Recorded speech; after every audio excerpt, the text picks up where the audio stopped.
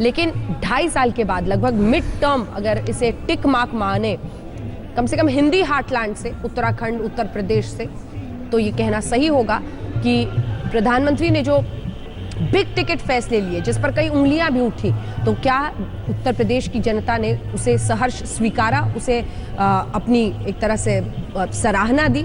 ये तमाम सवाल और इन सवालों के बीच प्रधानमंत्री नरेंद्र मोदी आज आपको मंच पर दिख रहे हैं। वो ली मेरिडियन होटल से लेकर लगभग जो 150-200 मीटर का ये फासला है, खुद पैदल गए, सड़क पर चलकर लोगों को उनका अभिवादन स्वीकार करते हुए। फूलों की बरसात हो रही थी। ठीक बनारस की तस्वीर, जहां पर बार बार चश्मा निकालकर साफ कर रहे थे, यहां पर भी कुछ वैसा ही करना पड़ा। मुख्यालय पहुंचे बीजेपी अध्यक्ष अमित शाह, गृहमंत्री राजनाथ सिंह, सब उनका वहां पर स्वागत करने के लिए मौजूद। इससे पहले अमित शाह राजनाथ सिंह के घर गए थे। लगभग 10 मिनट वहां पर बैठक हुई, बातचीत चली। तो क्या उसमें गोवा की रणनीति पर या फिर मणिपुर की रणनीति पर या फिर उत्तर प्रदेश में किसे मुख्यमंत्री बनाया जा रहा है, इस पर भी बात हुई होगी। लेकिन इन सब पर पार्लियामेंट्री बैठक में ही मुहर लगेगी। और तमाम मेहमान हमारे साथ बने हुए हैं। जब तक प्रधानमंत्री उस मंच पर आते हैं, इस बातचीत को आगे लिए चलते हैं। और शशि शेखर जी, जो वो बार बार फोकस कर रहे हैं कि नहीं, इस बार हर रंग को स्वीकारा है, लेकिन भगवा हो गया है, तो 325 ये आंकड़ा क्या बता रहा है? और क्या ये नोटबंदी पर सीधे सीधे मुहर सरकार बता सकती है? ये सिर्फ नोटबंदी का मामला नहीं था कि हम कहें कि कोई नोटबंदी का जनमत संग्रह था, लेकिन एक बात ये तय है कि जिस तरह से मैं इस जीत को 3 भागों में बांटना चाहूँगा। नरेंद्र मोदी जो ब्रांड है वो और मजबूत हुआ है, इसमें कहीं कोई दो राय नहीं है जीत के साथ। हाँ। अमित शाह ने जो वहाँ एक सोशल इंजीनियरिंग की अपनी टिकट्स में, अपनी उनकी जो इलेक्ट्रल वहाँ उनको चुनाव लड़ना था उसमें वो सफल रहे हैं। हाँ। और तीसरी बात, विपक्ष पूरी तरीके से असफल रहा 2-3 वजहों से। अखिलेश अपनी बात को प्रमाणित नहीं कर पाए, उनका घर बिखरा हुआ था। और मायावती ने जो इस बार एक नई इंजीनियरिंग करने की कोशिश की कि सिर्फ दलित और मुस्लिम, अगर आप याद करें तो अंबेडकर ने भी ये कोशिश की थी कि दलित और मुस्लिम एकता हो जाए। उसके बाद कांशीराम ने भी कोशिश की, लेकिन ये बहुत नेचुरल समीकरण नहीं बन पाया और उससे वो बिल्कुल औंधे मुँह गिरी। हुआ क्या कि जो अखिलेश और मायावती के वोट, मुझे ऐसा लगता था कि वो एक दूसरे के उन्होंने काट लिए। हाँ। और अमित शाह की मेहनत और मोदी का जादू, ये एक ऐसा लोगों के दिल पर चढ़कर बोला। इसमें मुद्दे बहुत उतने महत्वपूर्ण नहीं रहे जितना कि व्यक्तियों की पर्सनैलिटी महत्वपूर्ण हो गई। और मोदी जी ने एक बात तो है कि पौने 3 साल में उन्होंने भी प्रमाणित किया है कि वो एक लगातार काम करने वाले आदमी हैं।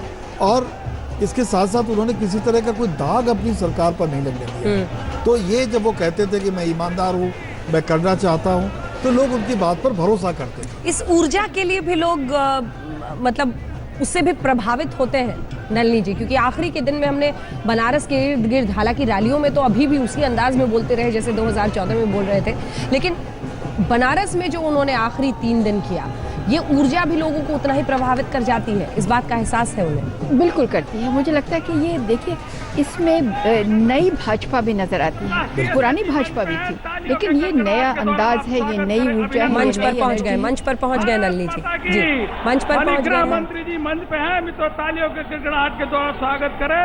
पार्लियामेंट्री बोर्ड के सभी सदस्य मंच पे हैं, तालियों के गड़गड़ाहट के द्वारा मित्रों स्वागत और अभिनंदन करें।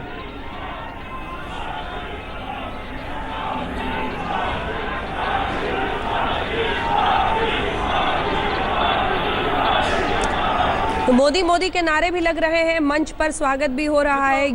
ये तस्वीरें नलिनी जी, अगर इसके बारे में आप बताएं, क्योंकि ये अपने आप में हमेशा के लिए इतिहास में दर्ज होंगी इस तरह की जीत के बाद। एक तो मैं कहूँ उनके नाम जो है ना, मोदी बहुत ही आसान है कहना। नमो टाइप मोदी करना चाहे तो कोई नलिनी करना चाहे तो बहुत मुश्किल पड़ेगी, वो सुनाई नहीं देगा ठीक से। इवन अंजना या शशि शेखर भी, अरे बाप रे शशि शेखर, लेकिन मोदी पर ये बहुत ही आसान है। और एक ये बात है कि देखिए, ये 3 साल में मुझे तो बहुत परिवर्तित होते नजर नहीं आए इनकी, यानी कि इनके जो काया है वो वैसी ही जैसे पहले देखी थी वैसी है। तो सब चीज़ यहाँ पे नजर आ रही है। एक इन्होंने चादर फैलाई है इस बार, अमित शाह और नरेंद्र मोदी ने मिलकर। 21 सीटें भारतीय जनता पार्टी को प्राप्त हुई है। वहीं मित्रों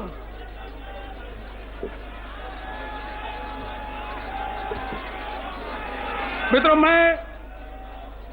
हम अपने राष्ट्रीय अध्यक्ष श्री अमित भाई शाह, जिनके नेतृत्व में, संगठन के नेतृत्व में हम लोग काम कर रहे हैं, मैं राष्ट्रीय अध्यक्ष जी से निवेदन करता हूं कि माननीय प्रधानमंत्री जी का पुष्प गुच्छ दे करके अभिनंदन करें। मित्रों, स्वागत करें। मैं राष्ट्रीय अध्यक्ष श्री अमित भाई शाह से निवेदन करता हूं।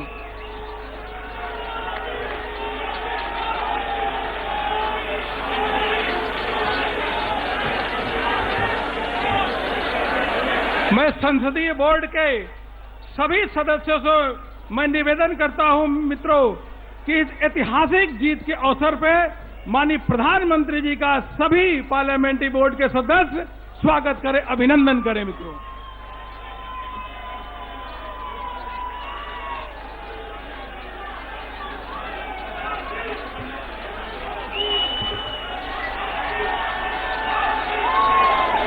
तालियों के गड़गड़ाहट के साथ मित्रों आप स्वागत, अभिनंदन आप भी कर सकते, तेजी तालियों के गड़गड़ाहट के साथ।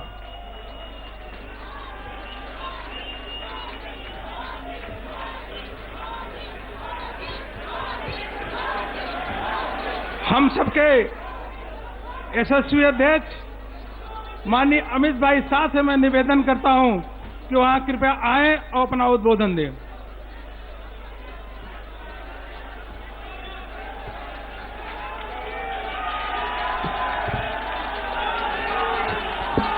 भारत माता की, भारत माता की।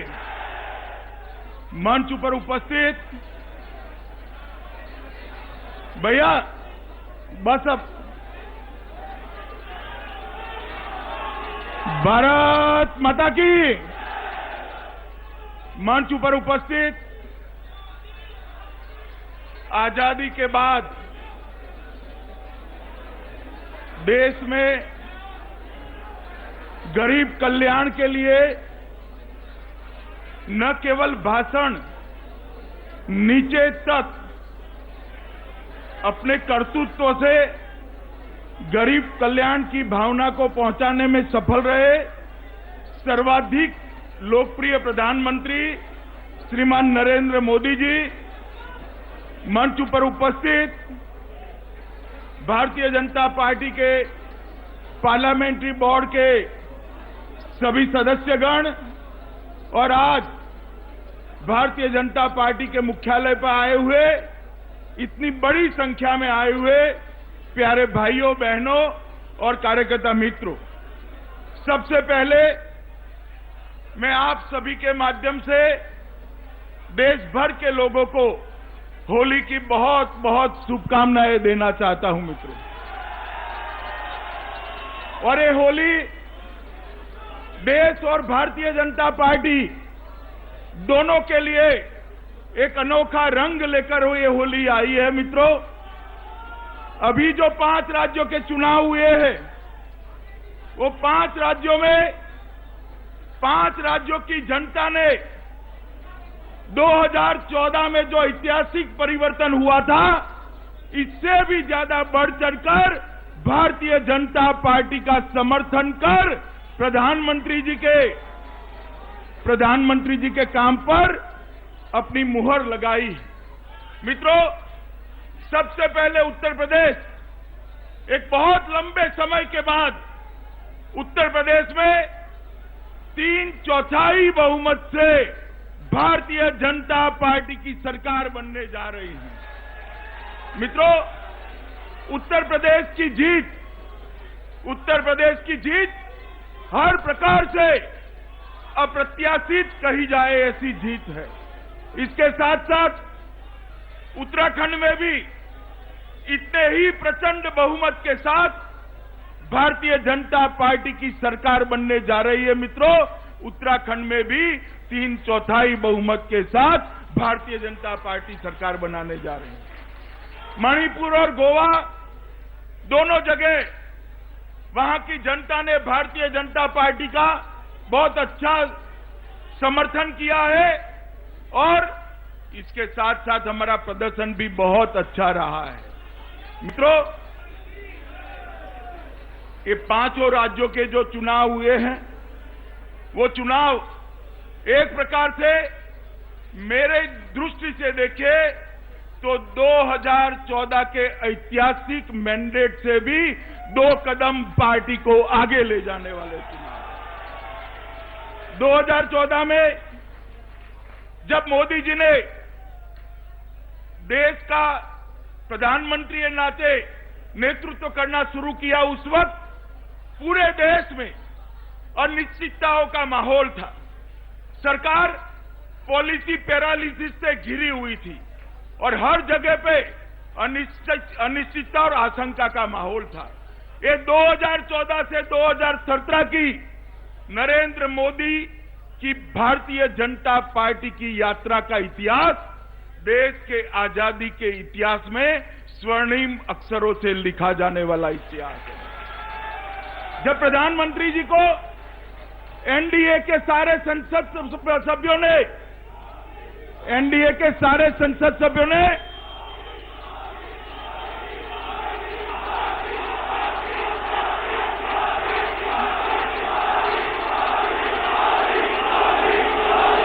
मित्रों,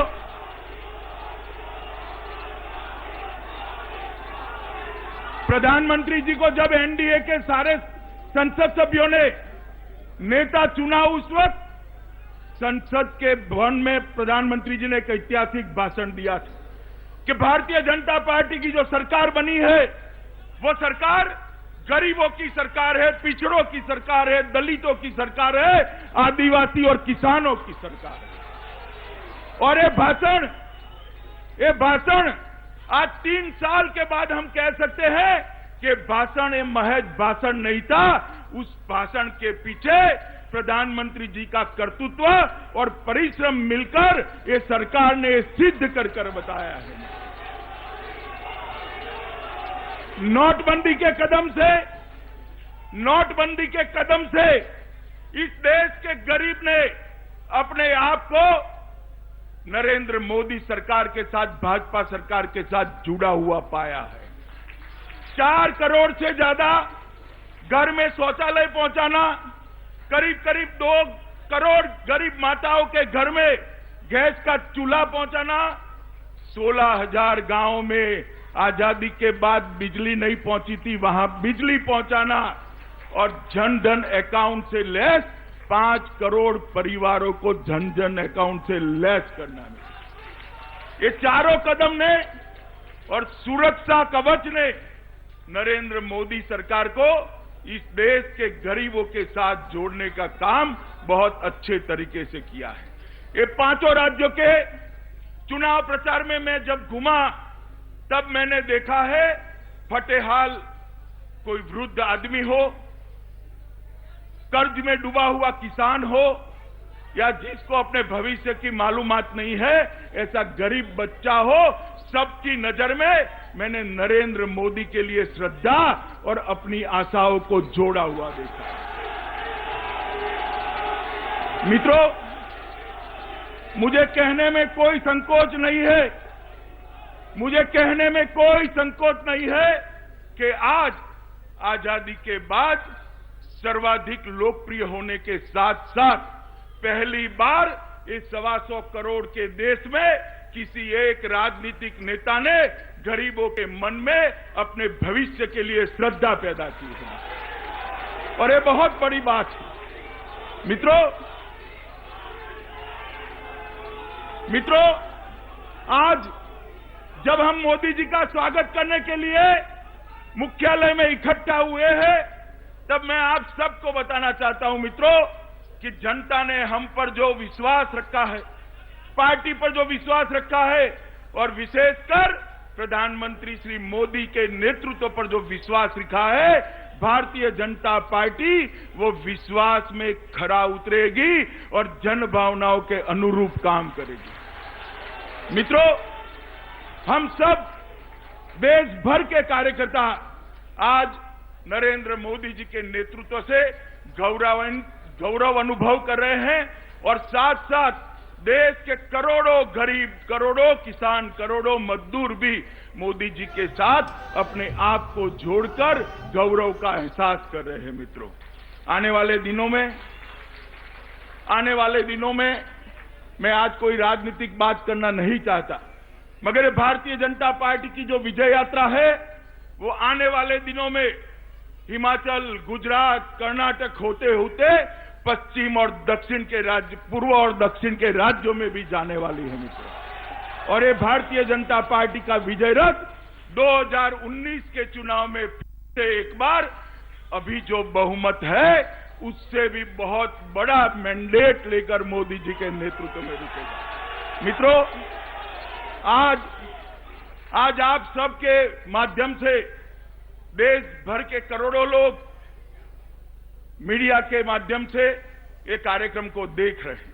मैं मोदी जी को इतना ही कहना चाहता हूं कि मोदी जी, हम सभी कार्यकर्ताओं ने ये 5 राज्यों में जहां जहां गए, जहां जहां लोगों के बीच में गए, मिले, सबके मन में आपके लिए आपके कर्तृत्व और आपके दिल में जो गरीबों के लिए अनुकंपा है, इसके कारण एक अनन्य श्रद्धा का भाव देखा है। और वो श्रद्धा देश और भारतीय जनता पार्टी के लिए बहुत बड़ी पूंजी है। मित्रों, आज भारतीय जनता पार्टी के इतिहास में एक सबसे बड़ा, राज्यों के चुनाव में सबसे बड़ा विजय भारतीय जनता पार्टी को ये 5 राज्यों की जनता ने दिया है। विशेषकर उत्तर प्रदेश और उत्तराखंड की जनता ने दिया है। हम सब साथ में मिलकर ये विजय के नायक हमारे देश के प्रधानमंत्री श्रीमान नरेंद्र मोदी का बहुत भावपूर्वक यहां पर स्वागत करने के लिए इकट्ठा हुए हैं। और मुझे मालूम है कि अभी 2 साल बाकी है, 2 साल बाकी है।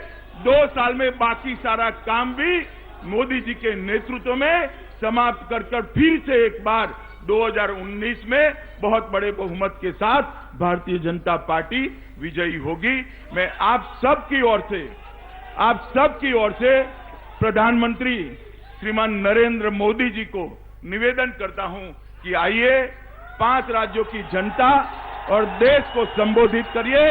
धन्यवाद।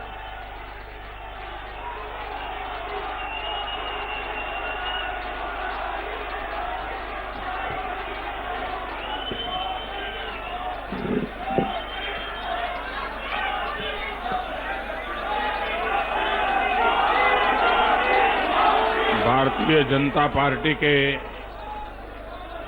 राष्ट्रीय अध्यक्ष श्रीमान अमित शाह जी, मंच पर विराजमान भारतीय जनता पार्टी के सभी वरिष्ठ साथी, कार्यकर्ता भाइयों और बहनों, आपको और देशवासियों को होली के पावन पर्व की अनेक अनेक शुभकामनाएं।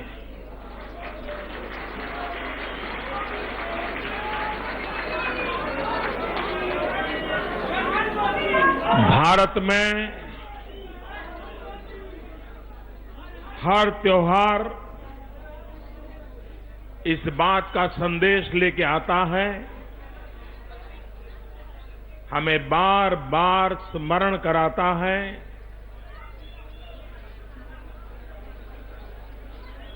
चाहे व्यक्ति के जीवन में हो, समाज के जीवन में हो, राष्ट्र के जीवन में हो, बुराइयों को परास्त करते हुए अच्छाइयों पर बल देते हुए आगे बढ़ने की सीख हमारे हर उत्सव हमें देते हैं।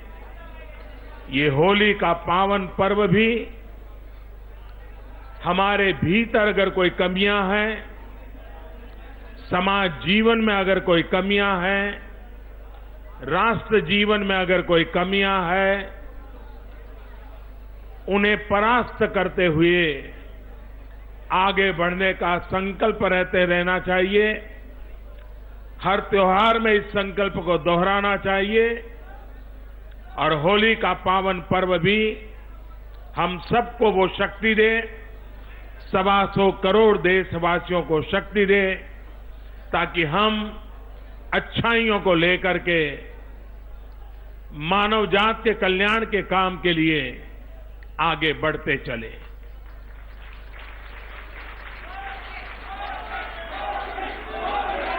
साथियों, लोकतंत्र में चुनाव सरकारें बनाने का तो काम होते ही है, लेकिन लोकतंत्र में चुनाव एक लोक शिक्षण का महापर्व होता है। लोकतंत्र के प्रति प्रतिबद्धता और अधिक गहरी होती जाए, लोकतंत्र के प्रति सामान्य मानवी का विश्वास सिर्फ मतदान तक सीमित न रहे, राष्ट्र निर्माण में उसकी भागीदारी बढ़ती चले। भारत जैसे देश के लिए बहुत आवश्यक है। जिस प्रकार से हमारे देश में मतदान का प्रतिशत बढ़ रहा है, उत्साह उमंग के साथ लोकतंत्र के इस पर्व को मनाने में राजनीतिक दलों के सिवाय भी लोग जुड़ते चले जा रहे हैं। मैं इसे लोकतंत्र की दृष्टि से एक शुभ संकेत मानता हूं। और जब कभी कभार विजय होने के अनेक कारण होते हैं, लेकिन अकल्पनीय भारी मतदान के बाद अकल्पनीय भारी विजय होता है, वो पॉलिटिकल पंडितों के लिए विचार करने के लिए मजबूर कर रहा है।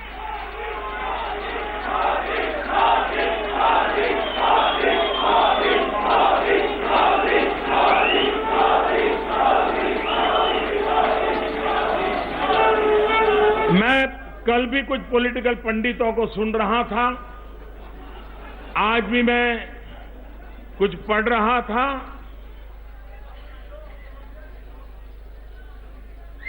इस देश में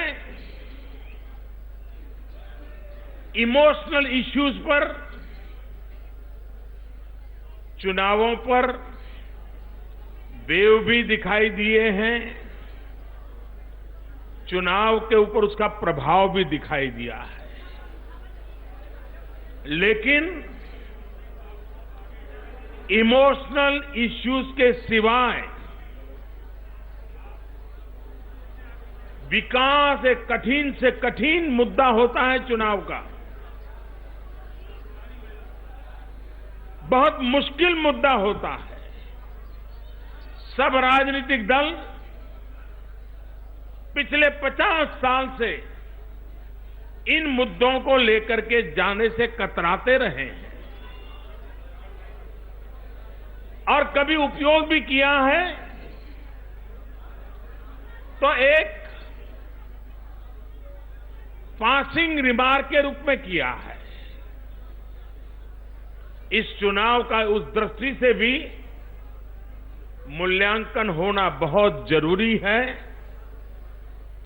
कि इमोशनल इश्यू न होने के बावजूद भी इतना भारी मतदान होना, विकास के मुद्दे पर देश का गरीब से गरीब व्यक्ति भी मतदान के लिए आगे आना, एक नए हिंदुस्तान के दर्शन हो रहे हैं मुझे।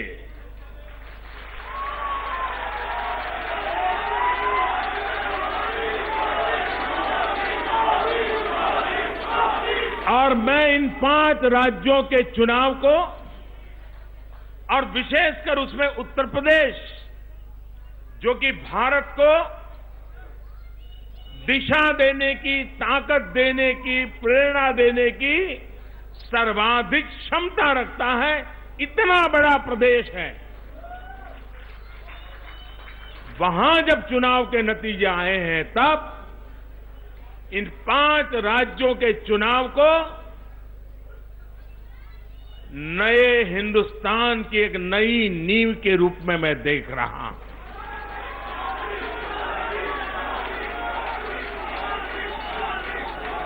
न्यू इंडिया 65% 35 साल से कम उम्र के नौजवानों के सपनों का न्यू इंडिया।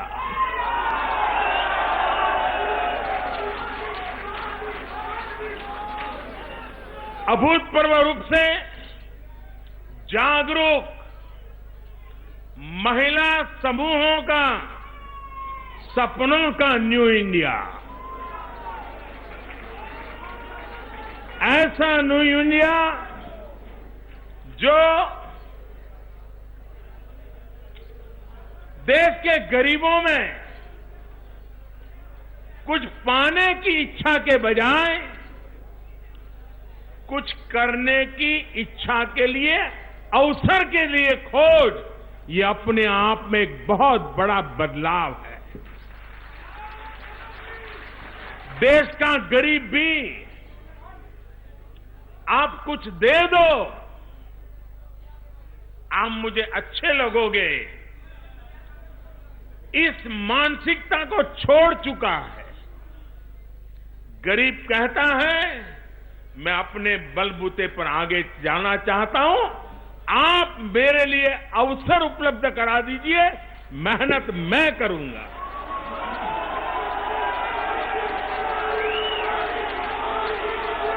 ये न्यू इंडिया की नींव है और इसलिए इस चुनाव में कौन जीता कौन हारा, हमने किसको परास्त किया, किसको क्या किया, मैं इस दायरे में सोचने वालों में से नहीं हूं।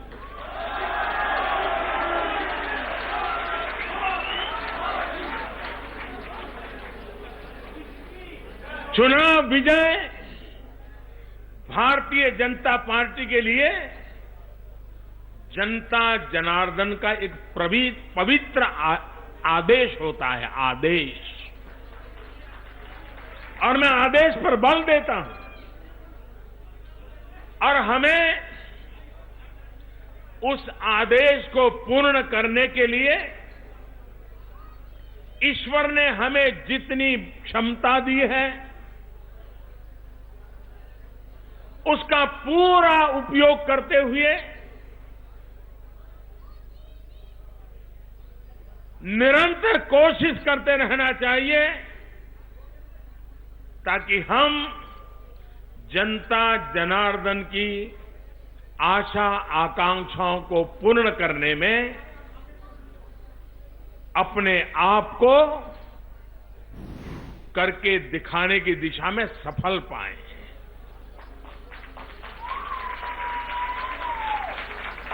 विजय पेड़ भी हमें सिखाता है, पौधे भी हमें सिखाते हैं। कोई भी पेड़ कितना भी ऊंचा क्यों न हो, लेकिन जैसे ही फल लगते हैं वो झुकने लग जाता है।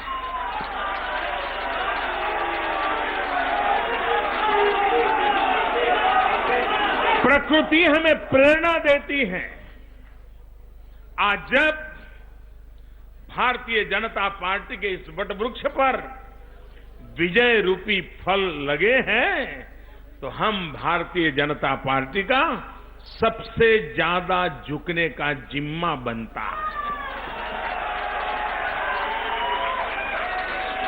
अधिक नम्र बनने का जिम्मा बनता है। सत्ता ये पद की शोभा का हिस्सा नहीं होती है। सत्ता सेवा करने का एक अवसर होती है।